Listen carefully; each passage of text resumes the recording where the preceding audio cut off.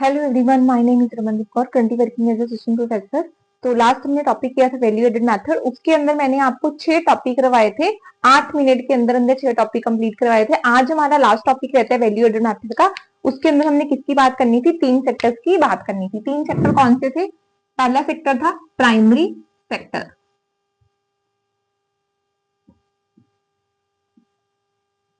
Second sector कौन सा था? सेकेंडरी सेक्टर,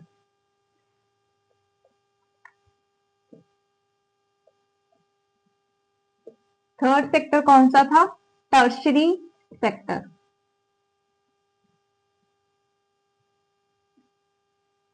तो हमारे पास 3 सेक्टर हैं, primary sector, secondary sector and tertiary sector. सबसे पहले हम डिस्कस करेंगे प्राइमरी सेक्टर। प्राइमरी सेक्टर वो सेक्टर होता है जिसके अंदर हम नेचुरल रिसोर्सेज का यूज करते हैं। वहां से हम रिसोर्सेज निकालते हैं, रॉ मटेरियल निकालते हैं। किसके लिए निकालते हैं? सेकेंडरी सेक्टर के लिए। तो सबसे पहले ये कौन सी प्रोडक्शन यूनिट है? प्रोडक्शन यूनिट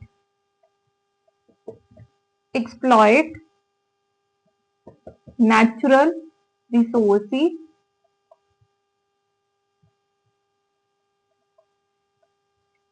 like mining,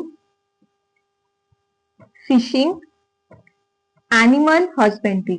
बच्चे, ये प्राइमरी सेक्टर के अंदर क्या किया जाता है? नेचुरल रिसोर्सेज को क्या किया जाता है? एक्सप्लॉइट किया जाता है। उससे आगे फर्दर हमने क्या जनरेट करनी होती है? रॉ मटेरियल जनरेट करना होता है। वो रॉ मटेरियल कहाँ पे यूज होता है? सेकेंडरी सेक्टर के अंदर यूज होता है। अब मैंने यहाँ पे क्या लिखा है? Natural resources. नेचुरल रिसोर्सेज क्या होते हैं बेटा? लैंड होता है, वाटर होता है, ये हमारे नेचुरल रिसोर्सेज है। इन नेचुरल रिसोर्सेज हम कुछ ना कुछ यूज करते हैं। जैसे मैंने यहाँ पे लिखा है फिशिंग एंड माइनिंग। लैंड से हम क्या कर सकते हैं? माइनिंग कर सकते हैं, कोल पेट्रोलियम निकालते हैं। फिशिंग हम कर सकते हैं, इसके अलावा हम एनिमल हस्बेंड्री भी कर सकते हैं। क्लियर? अब जो यहाँ पे मेरे को रॉ मटेरियल आया, वो रॉ मटेरियल को कन्वर्ट करने का कहाँ पे प्रोसीजर होगा? सेकेंडरी स्टेज में। Conversion of raw material into finished goods।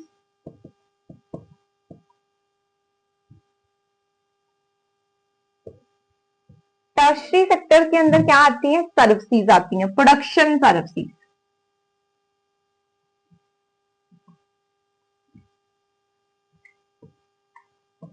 Services कौन सी होती है? ट्रांसपोर्ट हो सकती है, एजुकेशन हो सकती है, फाइनेंस हो सकती है, एक्सेट्रा। कोई भी सर्विसेज आ सकती हैं, लाइक ट्रांसपोर्ट,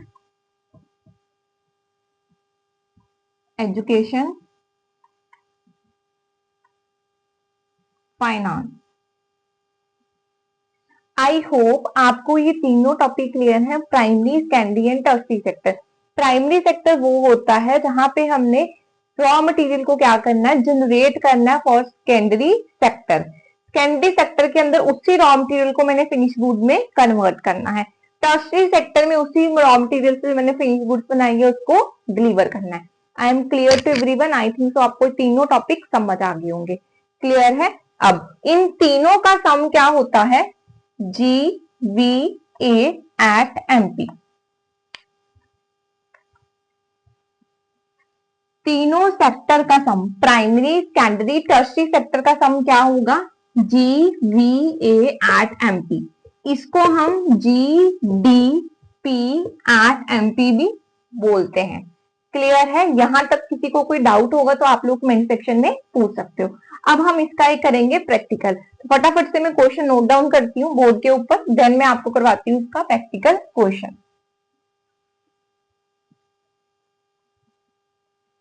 सबसे पहले GVA बाय प्राइमरी सेक्टर।